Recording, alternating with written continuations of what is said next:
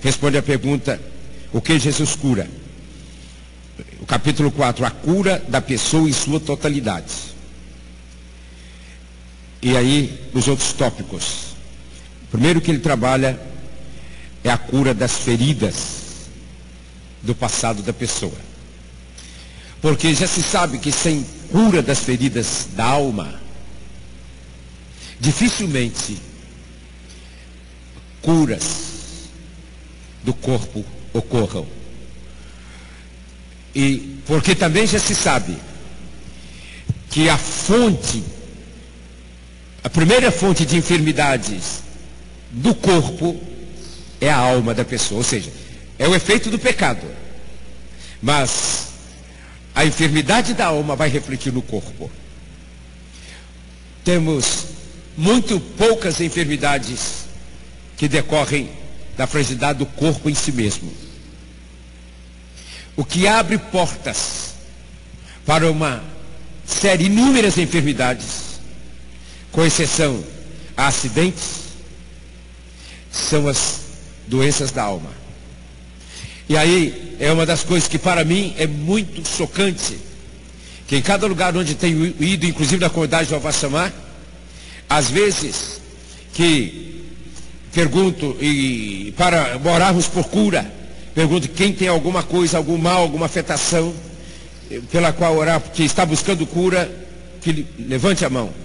Eu fico surpreso que em todos os lugares, média de 80% até mais, os crentes estão doentes, mais até do que os de fora. Por quê? As enfermidades, a fonte que traz, porque o corpo, coitado, é o que sofre as sequelas, as consequências da alma. Todo mundo sabe disto. Inclusive a questão da baixa defesa, como é que é? Imunidade. Deus estabeleceu essas leis para guardar-nos com um corpo saudável. Uma delas é a lei da imunidade. E como esta lei cai? De onde vem isto? Da alma. É daí que veio o processo. Inclusive, então, muitas doenças infecciosas têm a ver com isto. E o primeiro que ele trata aqui, ele não coloca isso que eu estou dizendo, especificamente. As feridas da alma. Segundo, o capítulo 6, cura do endemoniado. E o 7 é a cura do corpo. E o capítulo 8 dessa parte é: nem todos são curados. Como é que a gente lida com isso, né? E a terceira parte agora é a aplicação do ensino dado, ou seja, como fazer isso, como colocar em prática.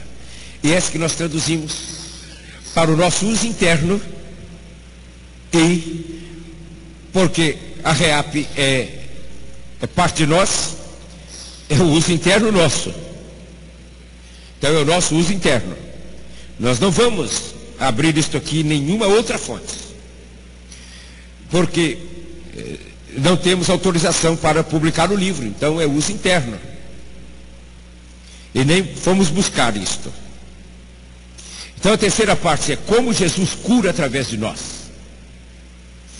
Os irmãos que já leram Autoridade para Curar, os 5 passos que o Ken Blue coloca de maneira didática e prática,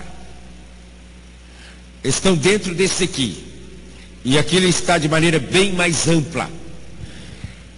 Muitas questões que nós conhecemos no final dos anos 90, ele tratou aqui com detalhes. Estávamos tão longe, tão distante do que o Espírito Santo estava restaurando. Tratou aqui com detalhes. Nesta parte, isso está relativamente bem tratado. Então, primeiro, ele trata de um modelo integrado de cura, princípios, valores e práticas. Capítulo 10, desse modelo integrado de cura, os programas e o pessoal.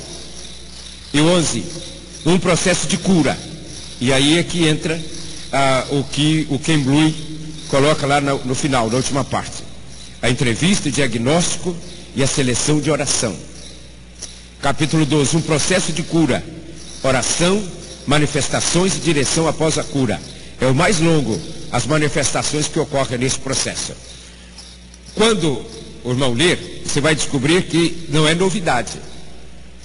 Logo mais nós vamos, eu espero, nos situarmos dentro do momento, do tempo que vivemos, no cenário evangélico, com respeito a isto.